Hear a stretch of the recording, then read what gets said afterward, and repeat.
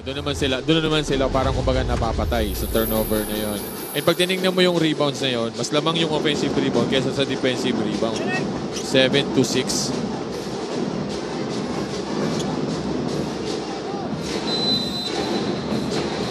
Here we go. Second quarter officially underway. Estacio against Mangubat at the point guard spot. They keep on running their plays dito sa poste. Kanina kay Lina, ngayon naman kay Andrada. Ito naman si Sokpoya. Bumabalandra sa ilalim. Wild shot by Andrada. Pinilit ni Yukin yung atake niya doon. Uncharacteristic. Uy! On that move. Sayang, hindi tinira ng Mangubat. 2 shots sana yun.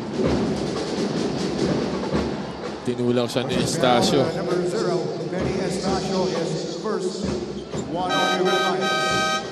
Tatlo ang papalit dito. RC Kalimag, Nigel Gonzalez, and James Payosing.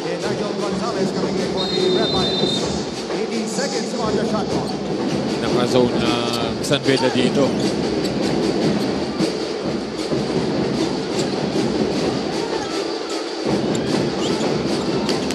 Escamis to Mangubat. Mangubat, susubok muli. Muntik na yun. Off the board para dito kay Mangubat.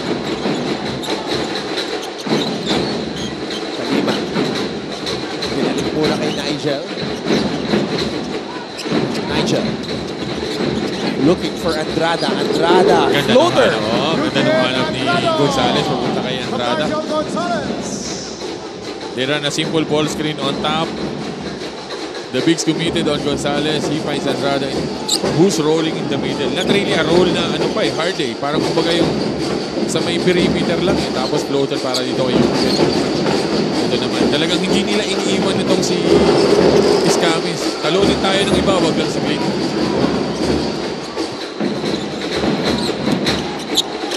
Right now, Escamis 1 of 4 from the field. Andrada susubok mula sa labas. Malakas. Oh, Escamis comes up with the board.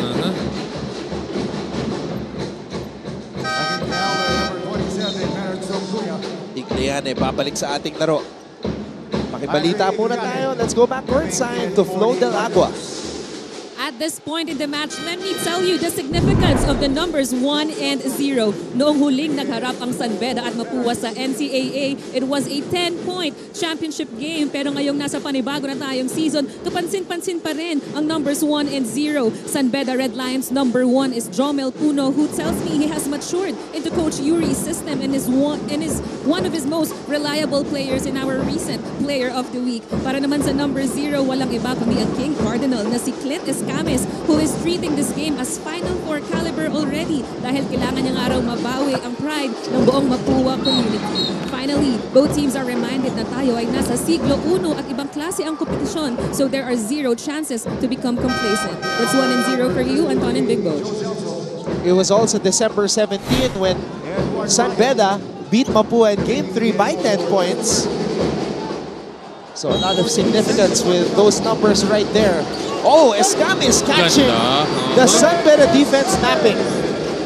Hindi ka pwedeng malingat dito kay Escamis. Gagawa ng paraan off the ball ito.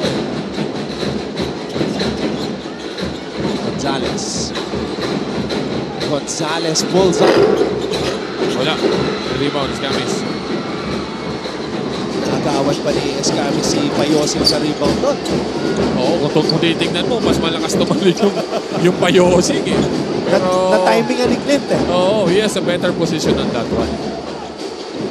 Escamis against Kalima. Escamis pulls up for 3! Clint Escamis! Here we go! Alam niya na dinodouble siya off a ball screen. Kaya ang ginawa niya doon, wala nang ball screen. Pinananuan niya sa ibabaw itong si Kalima. Escamis asking for the ball. Parang may tama si Joe Celso sa kanyang mukha. Oo, sa may right side. Right side. Halatang halata mo eh. Escamis searching for the shot. He's on fire. The MVP, Clint Escamis, gives Mapua a 24-21 lead.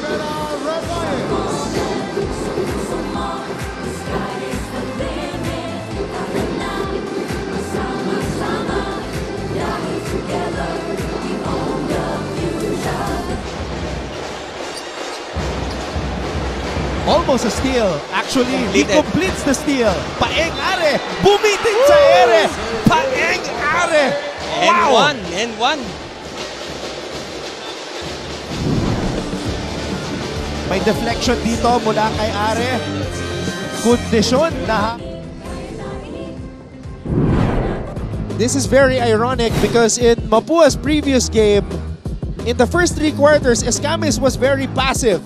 It was only in the 4th quarter na naging mas agresibo siya sa puntos. And now, he already has 10 points. And we're still early in the 2nd period. Oo, hindi na siya pwede rito yung maging passive. Hindi niya pwedeng, kumbaga, kasi sa mga una, parang gusto niya i-involve muna yung mga kasama niya, tumaas ang kumpiyansa. Pero dito, facing off San Beda, hindi na pwede kasi struggling din yung mga kasama niya. He needs to take over right away. Kumbaga, siya na mag-in-charge agad. Wala pang ang assistant. Sa ngayon, si Escamis. Oo, he's averaging 4.75. So now, single-handedly giving Mapua a 3-point lead here. 10 points, 3 rebounds, and 1 steal in a little over 10 minutes of play for the reigning MVP. 2 points lang siya sa first quarter natin. Dito sa second, he has 8. And yung 8 na yun, sunod-sunod. Coming off that backdoor play, isang 3 points on an ISO on top, and then coming off a handoff galing dito kay Sohonia. Kay Igliani pala. Ito, nag-zone naman ng Mapua. Halima trying to respond. Andrada offensive rebound and put back. Yun naman ang problema mo pagka naka-zone ka. You don't have a man to box out talaga. Kaya nakuha ni Andrada ang bola doon.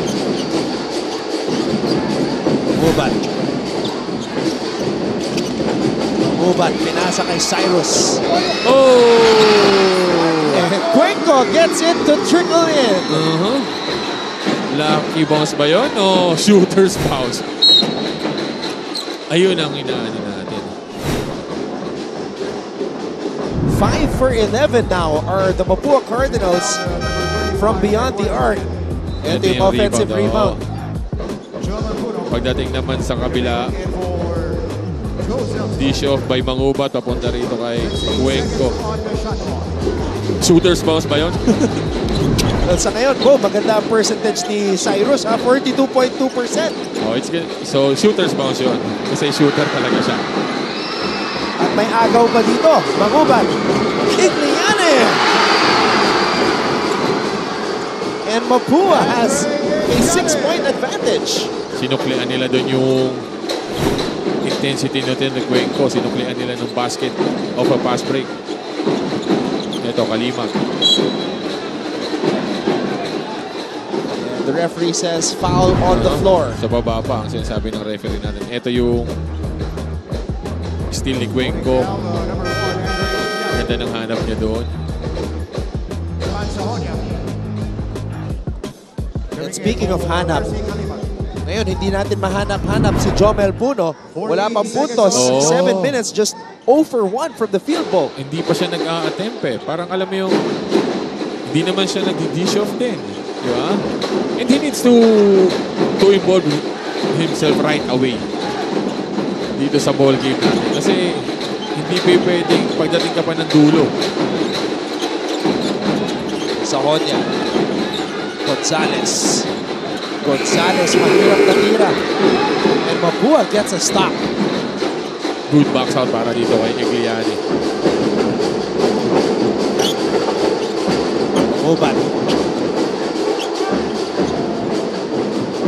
Two players who played for Mapua in high school, Gonzalez and Mangubat. Oo nga pala, no? Nag-aabot nga pala itong dalawang to sa Mapua. Puno.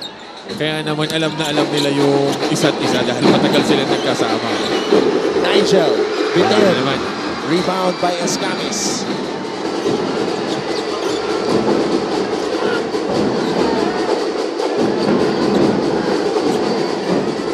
Escamis calling for the screen. Escamis. Oh! Off the glass and in. Clint Escamis. Sumabit ang depensa. Wow. Yung ganun ka na kagaling, ganun ka pa kaswerte, ewan ko na lang. Yan ang MVP. Oo! Clint Escamis Diba? stepping back and kisses it off the glass. And challenge niya doon si Puno. Hindi basta-bastang, kumbaga hindi basta kung sino lang ang challenge niya doon. Kaya kita mo naman yung angas ni Escamis after that made basket. 12 points in the game for Escamis. 12 points in 13 minutes. They make that 13 points now. And this is their biggest lead para sa Mapua. Nilabas muna ni Coach Randy si Clint. Pahinga daw muna. Baka tumirik eh. Oo, kasi nung unang laro nila dito against Benil, that MOA, Escamis was suffering from cramps in the fourth quarter. Ayun lang. So ngayon, talagang minamanage na yung minuto niya. Oo. And so, based on this rotation, they're really trying to get Bismarck Nina going. Oo, kasi paglabas niya kanina, hina lang ulit. Ibinalik. Doon sa video natin, medyo Parang malinis, Oo, kaya parang ganun yung bola. reaction Ganun ng yung reaction ng Mapua crowd. pati ni Coach Randy. Pero ang sabi ng referee natin, sa ulo. Baka siguro last na yung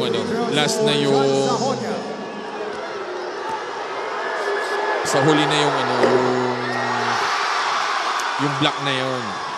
And speaking of mga bedista, Okay. batiin natin yung isang kaibigan natin na si Idol Kit Picasso, who's really a San Beda fan, who's really a San Beda supporter.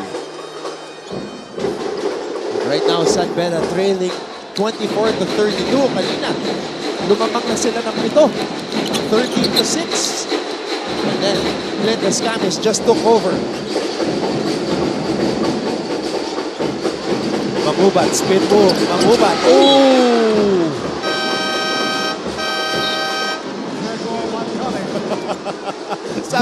Sinasabi ni Concepcion, trap pass na lang. Oo.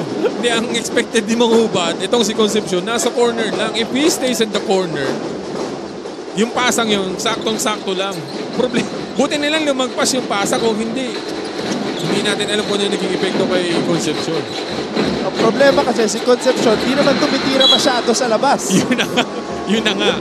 Yun din. Problema din yun. Tama rin yung sinasabi ni Coach Randy na pwede mong i-hand off na lang. Pero yung atake kasi ni Mangubat, talagang hard eh. Hard attack.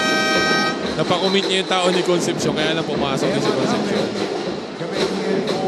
Takle, nagbabalik sa ating laro. Sa Honya, we'll take a break first. 32-24. Pabor sa Mapua.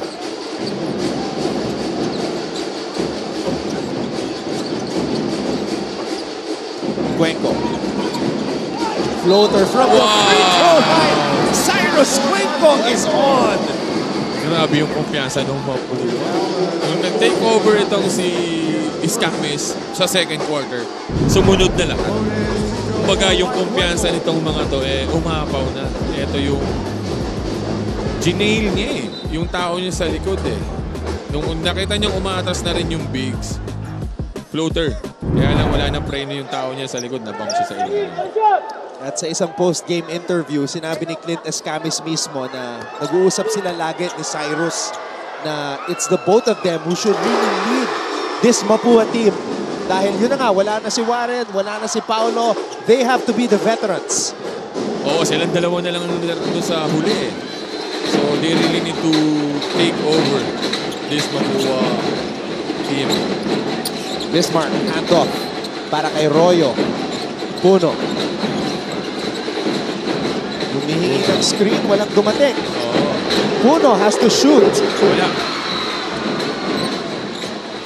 Inlay naman yung tira niya. Kaya lang yun nga. San Beda not getting their offense going. Ito na naman si Cuenco sa taas. Asking for a screen. Cuenco. Floater. Ayan na naman. Cyrus Cyrus Cuenco. Diba? Hindi siya ganun kabilis, hindi siya ganun ka, relax lang. Anahin natin, dahan-dahanin natin. Ito, turnover na hindi.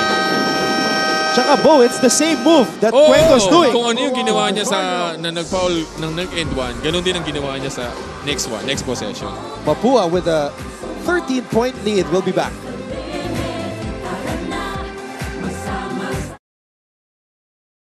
Kung sa Season 99 ay may new heroes of the game, nitong unang siglo ay meron ding OG heroes ang NCAA. Hindi lang kasi mga sports legends at mga sikat na celebrities ang naging bunga ng NCAA schools, kundi pati na rin ang mga pambansang bayani ng Pilipinas at dating presidente. Produkto ng Kolehiyo de San Juan de Letran ang mga revolusyonaryong sina Apolinario Mabini at Emilio Jacinto.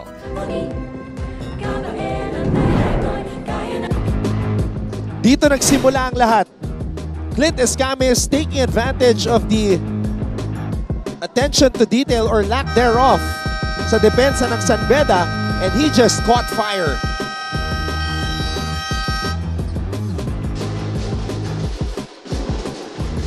Clint Escamis right now 13 points in 13 minutes. And there he is, the reigning MVP. And he has outscored the entire San Beda team in this quarter, Bo. Oo, 11-5. Grabe.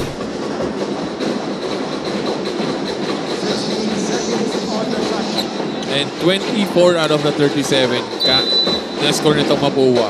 Nanggaling dito kay Escamis at kay Cuenco. So yun din yung puntos ng buong San Beda team. Oo, 24. Tagle, Royo, Puno. Will he get his first points? He will have a chance from the free throw line.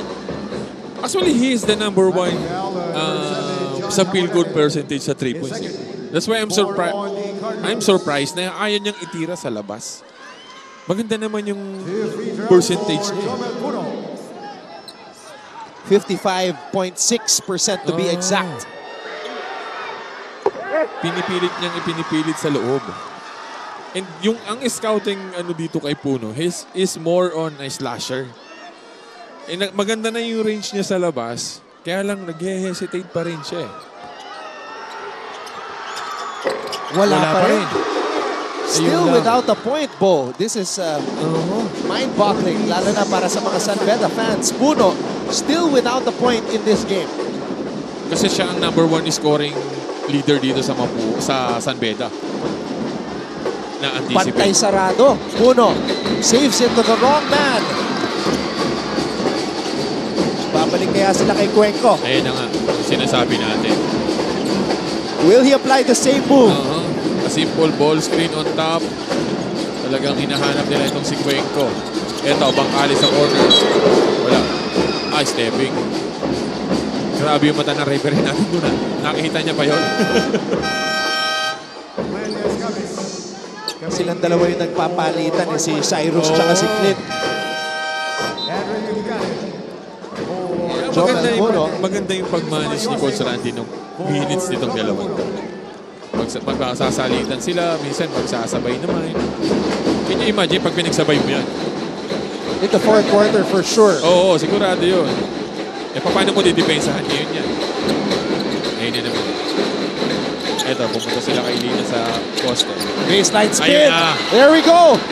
First NCAA field goal for Bismarck Lina. Welcome to the NCAA. Kanina niya pa sinusubukan niyang poste na yan. Nagkataon niya na timingan niyang si Ubilia ang tao niya. Eto, double na naman kay Escamis. Ubilia sa labas. Wala talaga. Ayaw tira sa labas. Hitting the side of the board. Royo. Aatake. Royo. Eto na. Ang mga bedista. Back-to-back baskets. 9-point lead na lang para dito sa Mapua.